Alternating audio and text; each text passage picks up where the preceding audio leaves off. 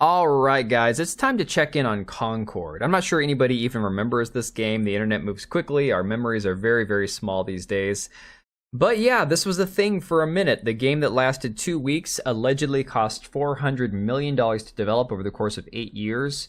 Probably doomed a studio to completely shut down after releasing their debut title, this hero shooter that was in a market full of already free-to-play games, and they tried to release this game at $40 to $50, all in with no microtransactions, which I do truly believe is commendable. I love what they were thinking when it came to the approach to this game.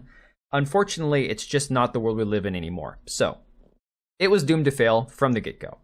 That being said, we saw stories about how Firewalk Studio, the studio that created Concord, had already spent $200 million on this game by 2023, and allegedly Sony came in, bought the studio, and sunk another $200 million in just to make the game playable, to make it marketable, just to make the game good enough to release and hopefully make some money back on. Now, I believe Sony probably never believed that they were going to make money back on this game, but maybe they believed that they could create something good enough to maybe have spin-offs or sequels or maybe future DLC to recoup their money and then have a brand. Remember, they wanted to have this brand like their own Star Wars. They thought Concord could be a tentpole for Sony game studios to create something to build a genre or a fan base around, okay?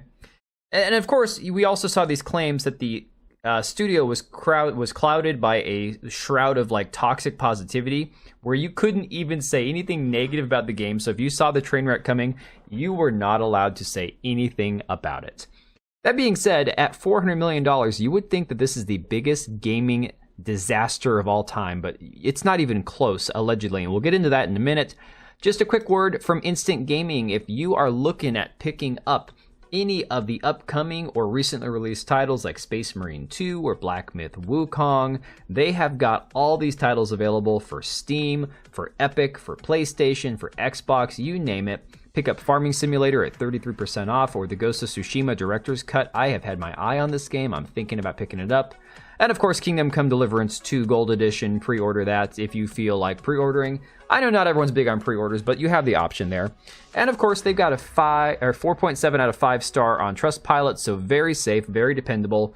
And my month's giveaway is started over, so the last month's giveaway has now concluded. So if you were currently enrolled, make sure you re-enroll in this month's giveaway.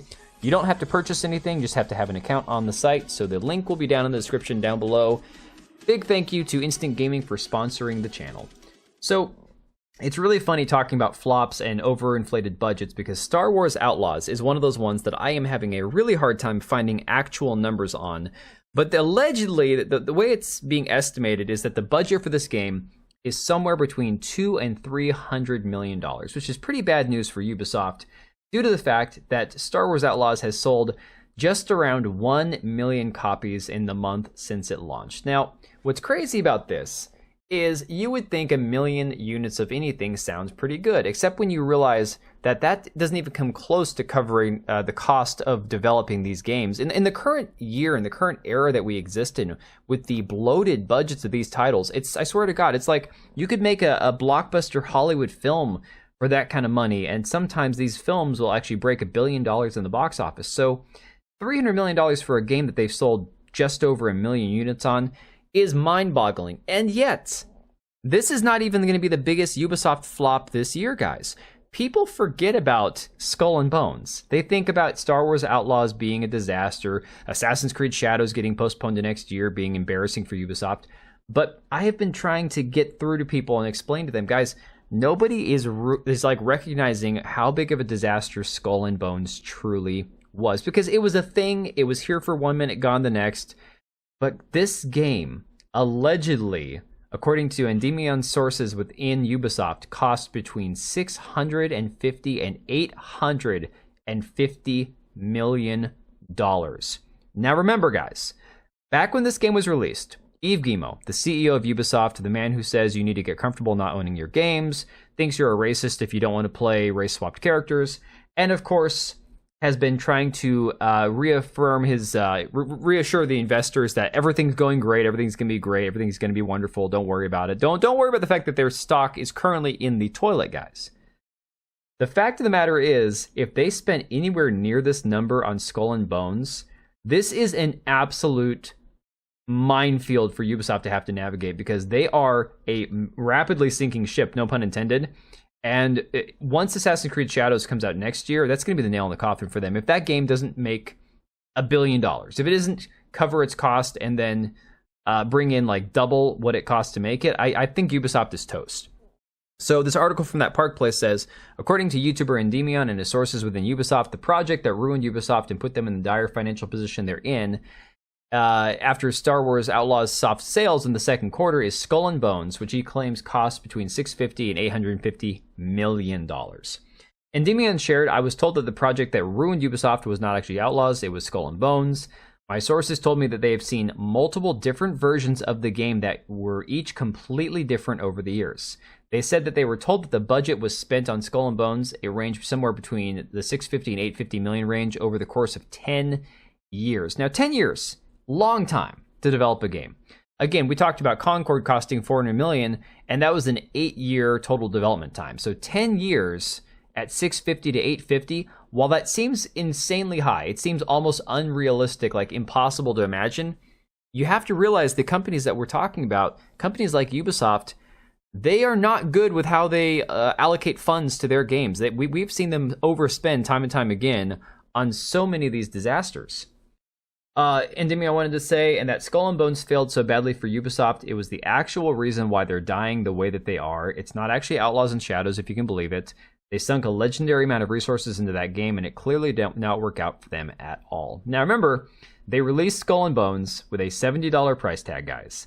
And of course, they put it out there with like an 8-hour free playthrough. You could play the first 8 hours of it for free for a trial.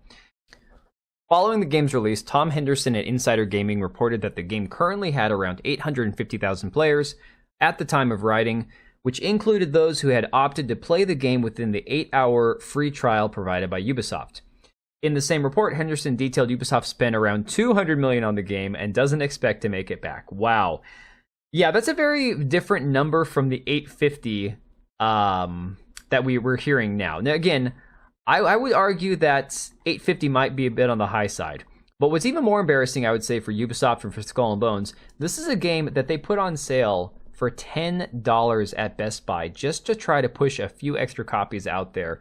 And I doubt they even got anybody to bite on that. I know they put it on Steam, but when they launched it on Steam, it was like 70% off or 60% off or something. And it had a decent amount of people playing it. It had like mixed reviews. Honestly, it had more people playing it than Concord on Steam, which is pretty funny.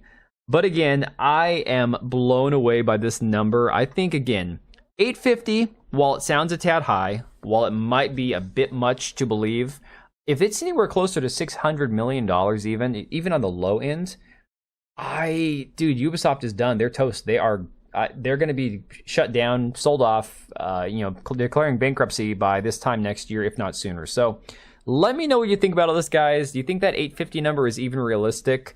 Again, I'm leaning more towards like the 600 side of things, but who knows? That's just insane. Anyways, I'm going to leave it right there. Let me know what you think about this down below. All right, and if you made it this far, thank you so much for watching the video. Thank you for being here.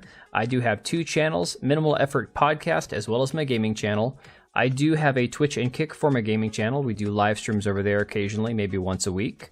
And then if you are in the market for a new PC, make sure to check out Meta PCs. Click the link I have down below. Use code TBO at checkout for a special discount. Thanks again for watching, and I'll see you next time.